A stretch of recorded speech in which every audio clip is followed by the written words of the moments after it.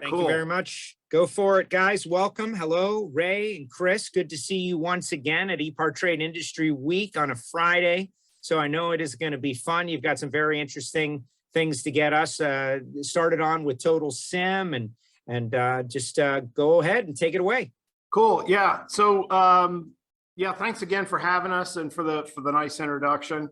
I guess I'm going to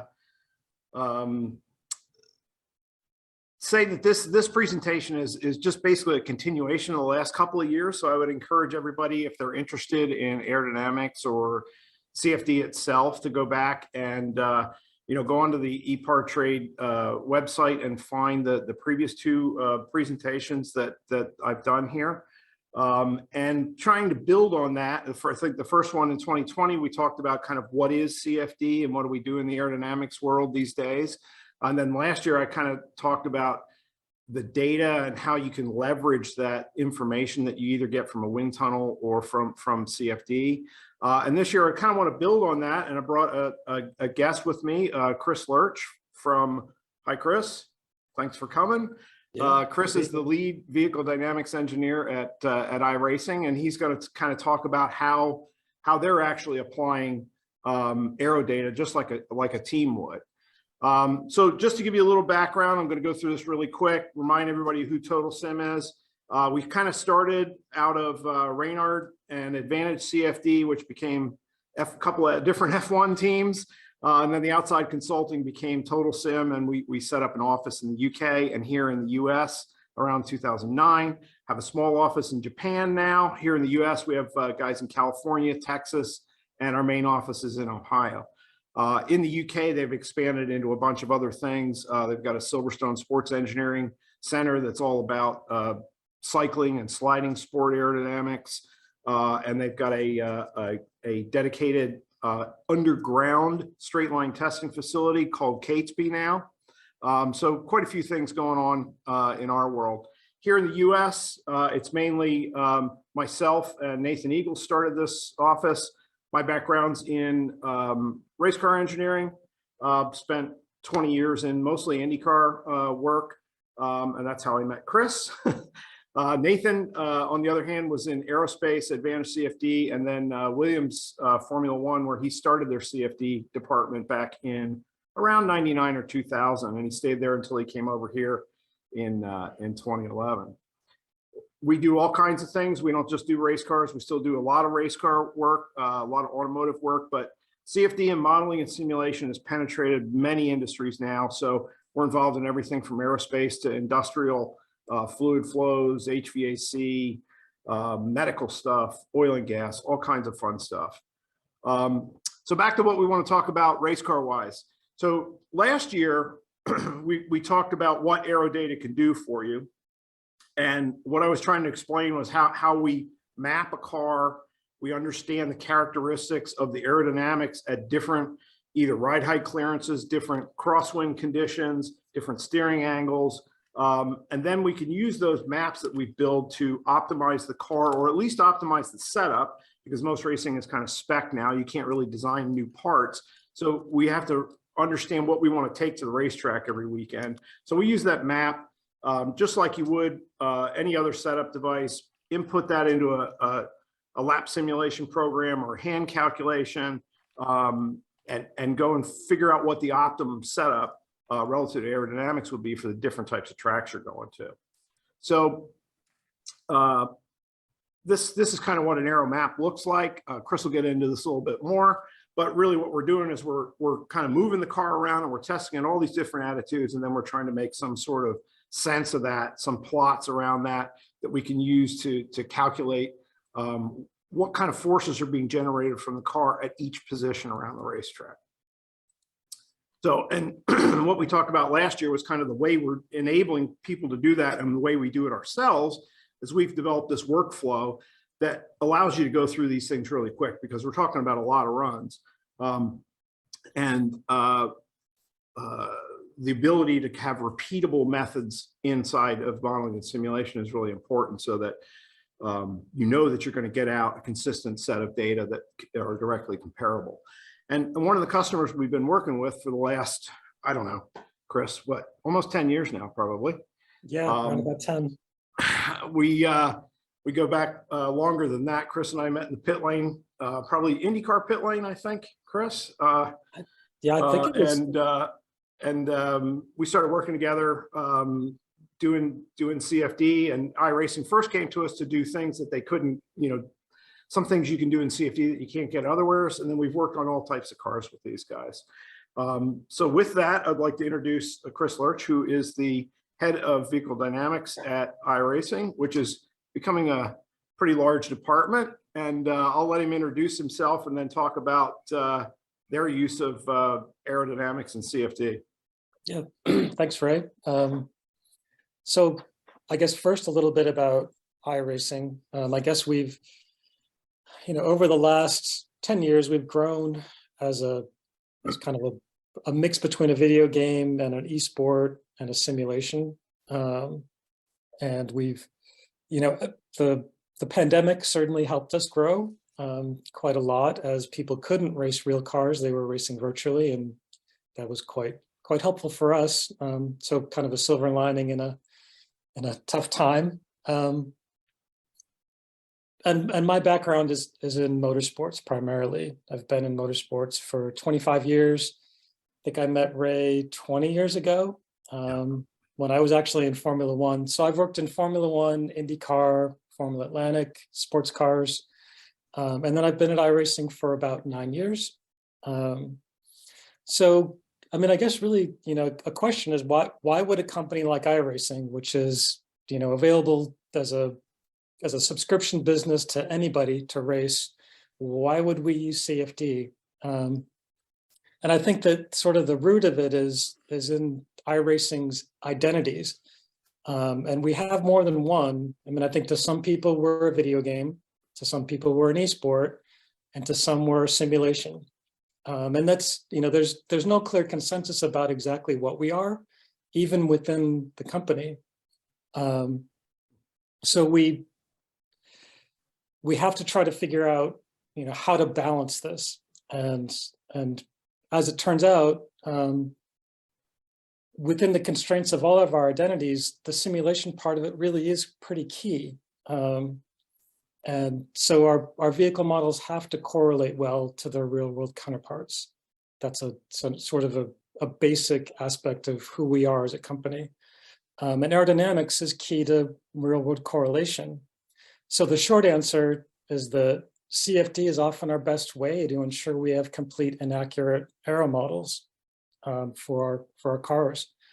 And then additionally, as CFD and as companies like TotalSim have developed methods for outside companies to apply CFD, it's become a lot more accessible to a company like ours.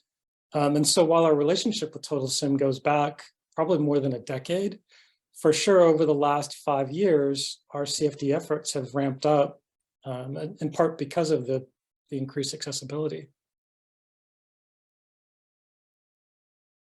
So there's sort of a key component to why we're able to do CFD, and that's of course that we don't just do lap sims. We have graphical models of the cars.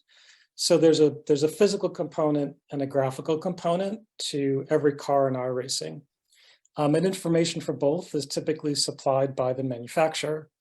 But what if the information on aerodynamics isn't what we need? And I guess it's important to bear in mind that for some lap sims, a ride height map is enough. For iRacing, it's not. We also need things like yaw sweeps and runs of the car in states that are outside its normal operating range.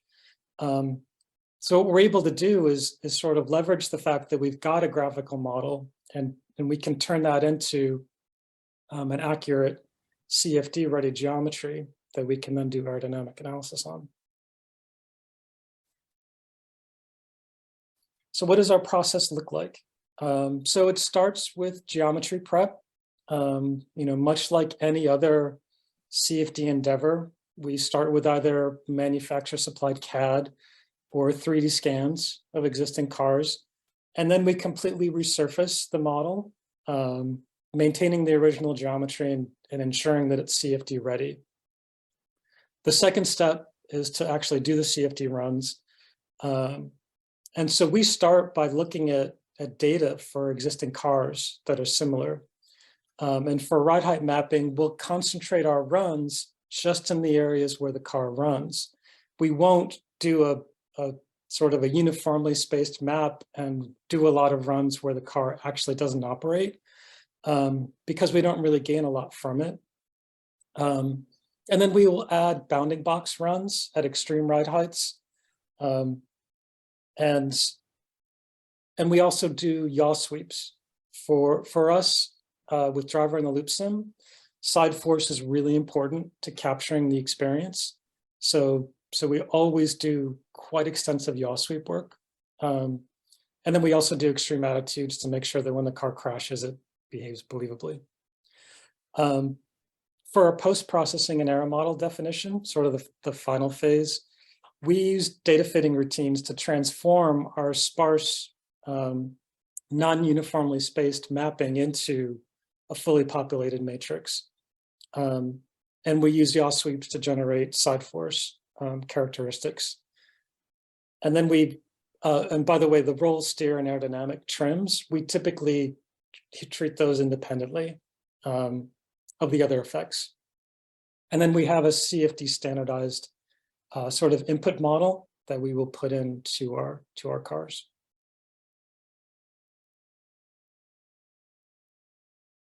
So what does this all mean to the user of iRacing? So there's, I guess the first piece of it is, of course, we have the car setup.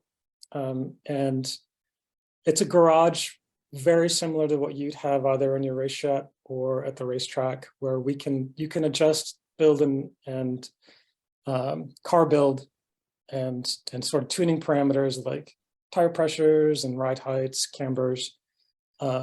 And for aerodynamics, we include bodywork packages and trims. And then we often will include a calculator so that you can estimate ride height dependence based on the mapping that we include. And then from there, you can get into, as you would a lap sim, you can sort of create development goals and generate run plans from that. And then perform data analysis to try to achieve whatever goals that you've got. And those goals could relate to either driver or car performance. So how does this benefit a race team? How would this benefit someone in the industry? I mean, traditionally, iRacing, I think, has been used as a driver development tool, both including basic skills, learning tracks, as well as racecraft. But we are certainly discovering that the simulation has come along to the point that many race teams are considering using it as a car development tool. And we are developing the ability to have people be able to create their own models in iRacing so that they can use them as you would a lap time sim, but with a driver in the loop. Chris, yeah, I think maybe it's worth saying too about, it's not just the aerodynamics, right? That you guys, in order to make this simulation, valuable from like an engineering standpoint rather than just a driver training or a gaming standpoint. I don't want anybody to think that aerodynamics are the only thing that you go this deep on. I mean, you guys probably go deeper on the suspension, the kinematics, the dampers, and especially the tires. Yeah, for sure. I mean, I think the total list of parameters that we need to enter to model a car is probably in the thousands. And some of the things are relatively straightforward. The two that are the least straightforward are definitely the Aero and the tires. And I would say for every car development, at least a third of the development time that we attribute to it goes straight to tire development. So the tire model is involved, and the development process around tires is as well. But the Aero is is key as in addition. I mean, no sim is going to be able to capture the behavior of a real car unless the Aero is accurate. Yeah, that's for sure. Yeah, cool. So I think, yeah, I appreciate that, Chris, the in-depth explanation of building these maps out. And I think just to kind of recap some of the things that we talked about last year was that, you know, in this workflow, it's still for aerodynamics, you know, unlike maybe other parts of the car, it is heavily geometry dependent, right? So we need to focus on that geometry. It's not like we can just do some approximations, although we do tend to make compromises just like you would in any other type of simulation where you have to decide what level of detail you want to have. But the most important thing is having all that kind of wetted surface that the air sees. So that includes, you know, the brake cooling system, the engine cooling system, open wheel cars, all the suspension and the cockpit area. And I have to say you know, Chris and the guys at iRacing have, you know, what they call artists that draw the models either from the scanner or the CAD, but their models are incredibly detailed. So it allows them the ability to do this. And I think we discussed last year that sometimes this is the barrier to entry for computational work or CFD, is being able to get that geometry, especially like for a spec car series or a series where you're purchasing body work or whatever it is.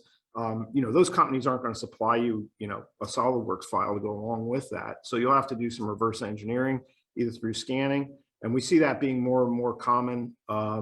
You know, we have a scanner. We do that quite a bit.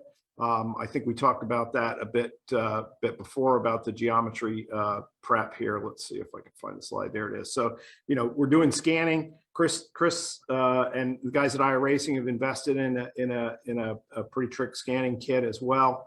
And so this is kind of becoming more and more commonplace, both in the physical world and the virtual world where these guys live, that we have to take these physical things and move them into that virtual world so that we can do this digital testing on them. So that's still, I want to emphasize that point, but I think those barriers are actually coming down as well too, where this is becoming more commonplace. You know, that scanners themselves are dropping in price, and the time to do it, the software tools that allow you to heal these things up and get the final product you need are getting better and better all the time too. So that's really a primary consideration for this kind of design loop before you get into the how do we want to set it up and what do we want to run. But I think, yeah, then we work through this workflow, and again, it's the consistency of being able to do this and make what used to be really difficult, you know, setup and requiring expert level of things to check everything. We've got some, again, software tools that allow these things to go a lot faster, and then the post-processing, the data and everything comes through in a very consistent manner so that you can develop those maps pretty quickly that Chris was talking about. But yeah, I think that pretty much, Joe, covers a lot of what we wanted to get out and just kind of talk about how you know, we're seeing this merging of the physical world and the virtual world, and you know, we kind of live in that virtual digital wind tunnel world, and it's logical that we're supplying a virtual racing league with some of that. But it's also the same thing that happens in the real world if you want to go racing, you know, and we see these things coming together and overlapping quite a bit.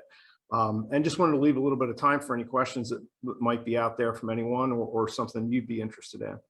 Well, there are a couple of questions out there in the chat section, and perhaps you did touch on these during the presentation, but I'll ask them anyway. And I got to tell you, Ray and Chris, I just find it interesting that what has occurred with you putting together the iRacing program and just like the collection of data, and you don't even know where it's going to go. But when you start amassing data, then all of a sudden things can transform. And I think that's what we're seeing. It's pretty interesting. One question is, how accurately does the result of CFD analysis relate to real world use? In the past, CFD was a great way to generalize flow, but in the wind tunnel testing, it did not exactly correlate to the model. it has been some time, so my assumption in the results more closely emulate real conditions. Do you have an answer for that gentleman, John, out there? Yeah, sure. Thanks. That's a great question, because I think like any other type of simulation, even, this driver in the loop type simulation, things have come a long way. And, the top level of motorsports, plus the automotive and aerospace industry has invested a lot of time and money in these modeling and simulation tools to get them better correlated. We've had the privilege, I would say, of working with, manufacturers at the top level of motorsports in the US and in Europe, and there is a lot of effort put in. It is a non-trivial task, I would say, still, to get that correlation right. But what's happened is, as computers have accelerated, they're faster and faster. We can run larger and larger models, in an overnight time frame and get answers back.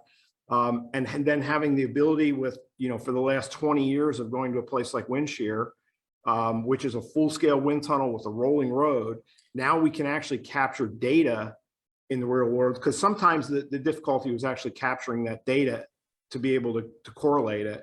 The data wasn't always captured in old fixed floor wind tunnels or on the racetrack. It's difficult to capture data.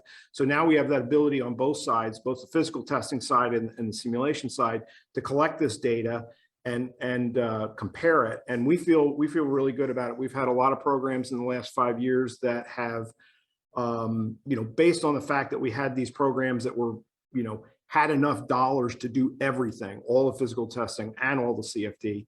We now have a lot of confidence in how to go straight to the racetrack using CFD. Provided the geometry is good, the CAD's under control, we're modeling what we want to model. And I'm sure Chris can talk to, on other things in aerodynamics like tire testing or damper modeling, that physical testing and those things also are getting closer too, aren't they, Chris? Yeah, for sure. I mean, I think just on the Aero side, I would say that when we started looking at CFD, I think our sort of level of acceptability in terms of real world correlation was significantly higher than it is now. Yeah. I think as the years have progressed, we've decided we kind of had the 90-10 rule, or maybe it was even a little more lax. Yeah, I think it was bigger than that, because it was a game, right? So we had to get it close, better than nothing. But now we're actually getting into the nitpicky world, like a real team. Yeah, I mean, we're at a point now where if it's not within 5%, we're not interested.